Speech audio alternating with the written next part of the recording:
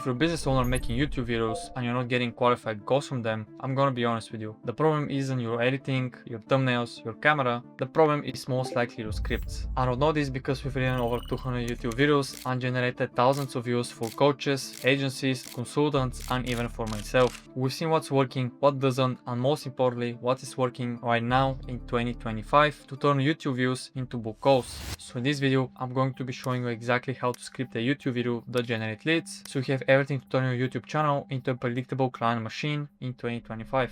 How to script a YouTube video to generate leads. So the first step is to actually handle your pre-production, and what I mean by pre-production is actually coming up with a title and a thumbnail. So before you waste hours brainstorming, writing, looking at your competition, you actually need to have an idea in your mind and come up with a title and a thumbnail.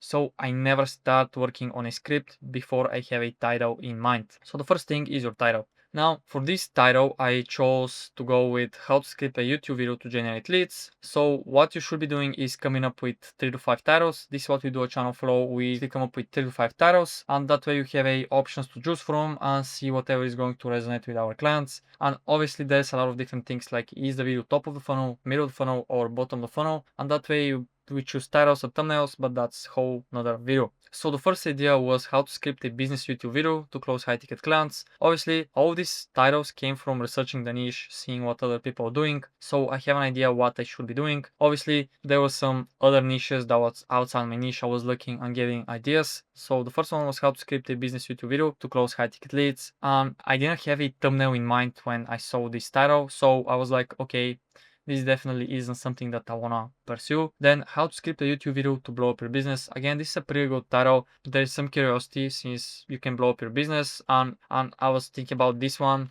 or the fourth one, which is basically this video that you're watching right now. How to write a killer YouTube script for your business. And obviously, if I was going to choose this type of title, it's way too saturated. Everyone's talking about that, and I didn't want to do that. So I said, okay, yeah, I don't want to do this too.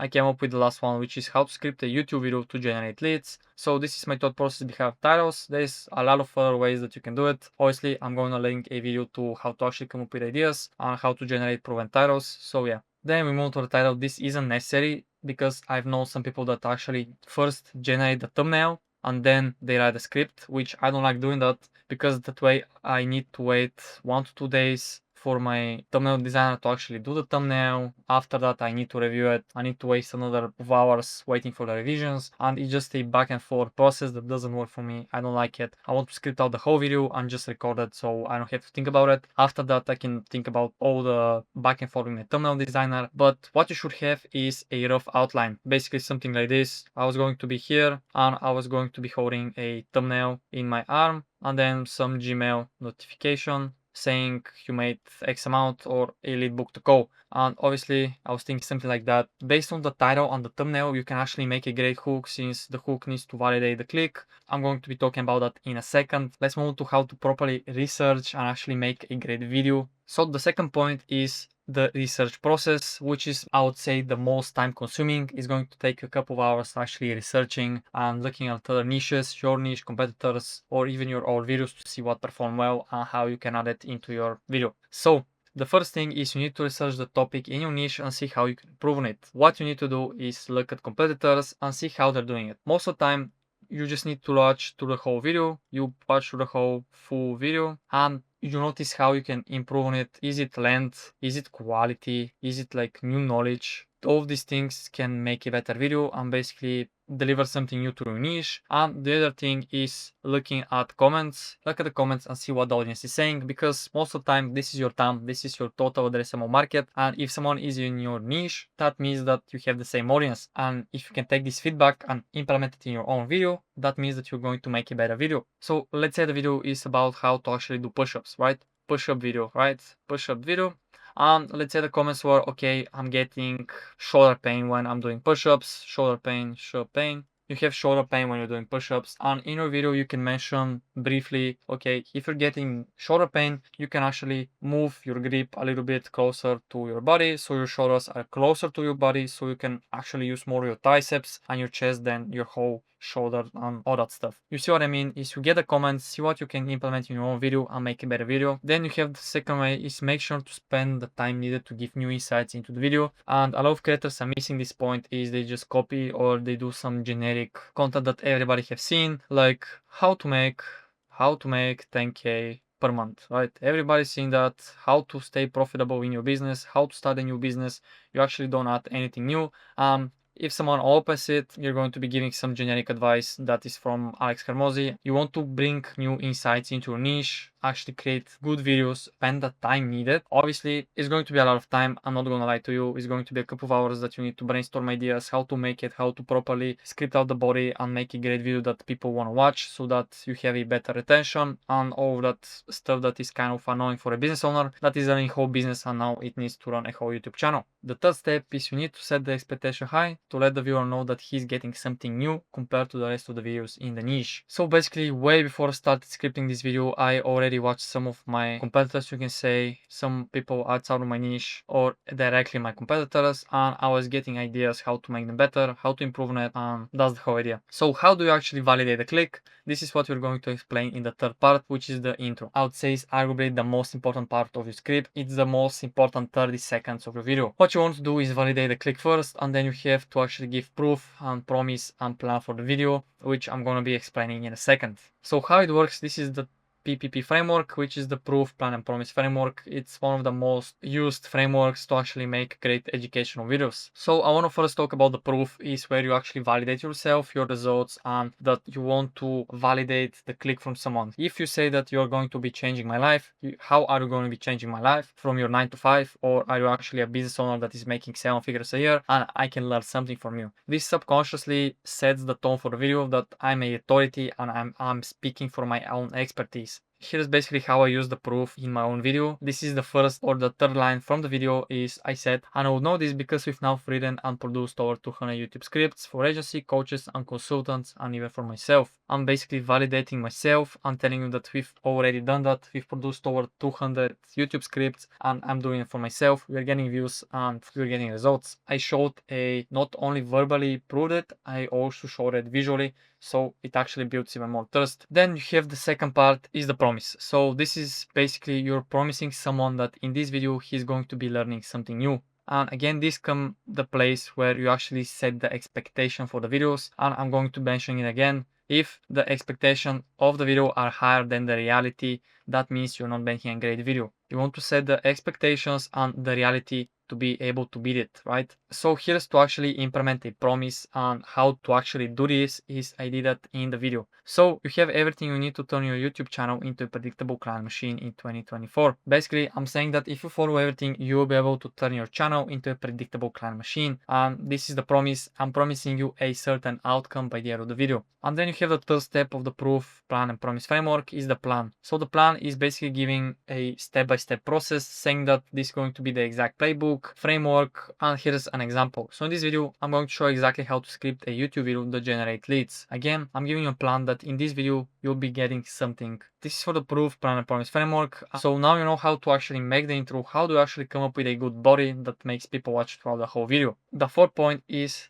body and bullet points. So what we do different in the channel flow is we don't do fully word for word body. We actually do only bullet points, and I'm going to mention why we do that in a second. So your body should be around 3 to 5 main bullet points and 3 to 7 sub bullet points. You want to sound as natural as possible, like talking in a sales call, and you don't want to use fully scripted out videos. That way you sound robotic and you cannot really use your own expertise and knowledge. You need to be following a tightly set video, which doesn't make sense. Here's how I implemented it in this video, how I do it for myself and for clients. I want to show you real quick. So the first part of the video was ideation, and basically I just wrote point 1 ideation and I started brainstorming ideas. I first came up with a title, which is a must for me, so I wrote it. Then you go to the thumbnail and you basically list out things. You can leave yourself some notes like I did here. It's just making it easy for you to actually glance at the script and you already know what you need to be talking about. That's the whole idea. So this is how I come up with a body. You just basically when you research your niche, you already have a rough outline and you have an idea how to talk about the specific topics.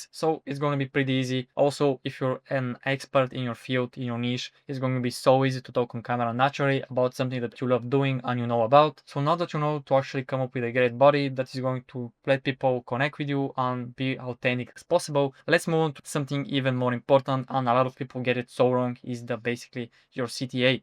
And this is the part where you actually add a CTA at 30% of the video. So how it works is 70% of your viewers will stay until let's say this is your 30% mark of the video, and 30% and 70% of people will stay until this mark. And that means that you have a bigger chance for someone to actually book a call with you, buy your digital products, your info product or whatever. It's a bigger chance someone is going to buy your service or whatever it is that you're selling. So this is why I call it the mirror CTA. Some people call it a soft CTA, someone call it the 30% CTA. It doesn't really matter. What you need to know is you need to have two CTAs, one at the 30% mark and the other is at the end of the video. I'm going to be talking about this a little bit later. So what we do at Channel Flow, we put a CTA at around the 30% mark of the video or after the first or second main point of the video. And always keep in mind, I cannot state this enough, always give before you ask. This is a fundamental rule. You cannot just always ask your viewers to like, subscribe at the start of the video. It doesn't work that way. You need to give them something so they actually feel like they owe you something. We now will be talking about CTAs. Here's how to properly implement them. Now, if you're watching this and thinking, I need someone to just build this entire system for me so I can focus on closing clients instead of figuring out scripting, click the first link in the description to book a call with me and we'll show you exactly how Channel Flow can turn your channel into a predictable lead machine. But before that, how do you actually structure your body content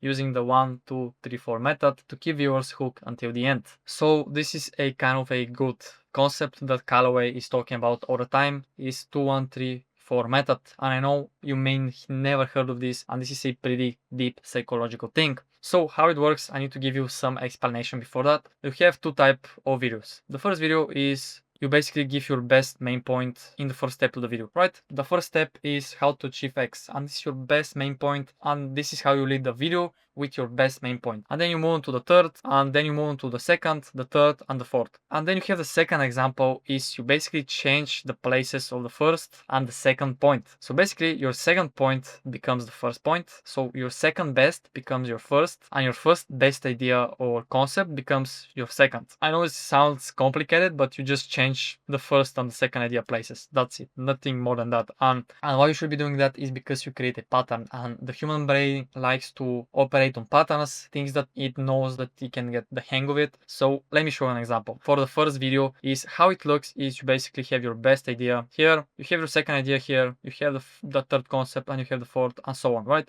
And as you can see, how it's going to be working as is going to be, the viewer is going to be, okay, this is something new, I never heard about this, I want to know more. Then they move on to the second point and they're, okay, this is something that I've heard about but I'm not really knowledgeable about. Then they move on to the third, is like, I've heard that, it's not something new. Subconsciously, what they're going to be thinking about is, okay, there isn't something new in this video that I want to stay and watch it throughout the whole video. So what happens is this downtrend is being created, and you'll notice how your watch time also is like going like that. Is you have your hook and then it just goes like that. It's because you don't really have a great body that is making people stay throughout the whole video.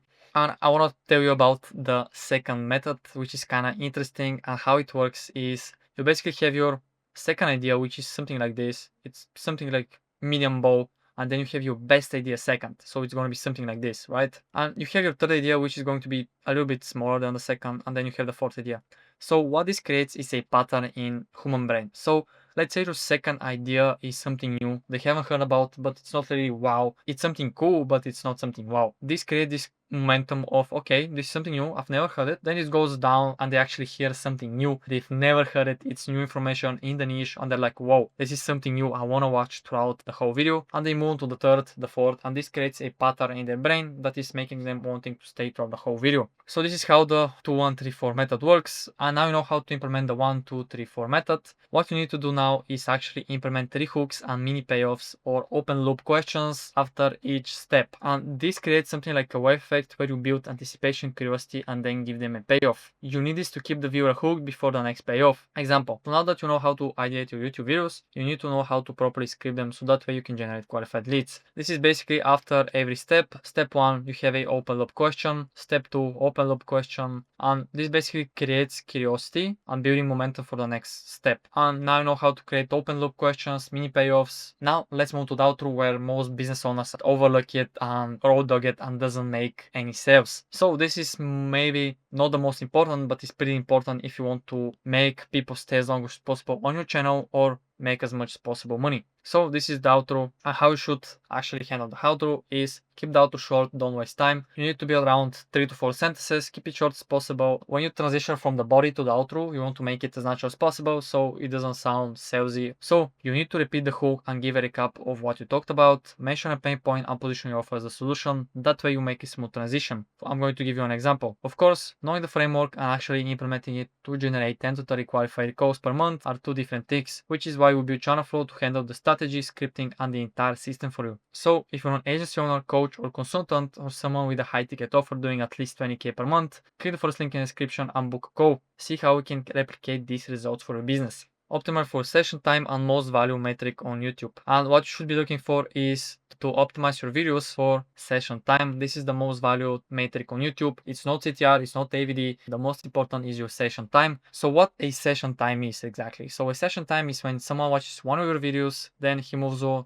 to another video, then another video, and this creates this binge watching effect where they watch all of your videos basically on your channel, or 5 to 6 videos. So that way YouTube sees this and says, okay, someone is watching your videos, we can put more ads on your channel, so that way you make more money and you get more views and more sales or whatever. This creates this whole flywheel, and this is the beauty of YouTube if you make strategic content. So how to actually optimize for session time is to open another loop or pain point at the end of the video, mentioning something that you know your ICP is struggling with and positioning another video that is related to that problem, like I'm going to show you right now. But now that you know how to script YouTube videos that convert, how do you actually make thumbnails that get the click and close high ticket clients? Click the video on screen right now where I break down exactly how to make thumbnails. And most of you that are watching these videos are thinking how to script out videos, how to write scripts, and I'm opening another loop and saying if you don't know how to make thumbnails, I'm going to be showing you how to make great thumbnails. So now that you know how to actually implement the outro, let me give you an example of how to properly do it. So that's exactly how to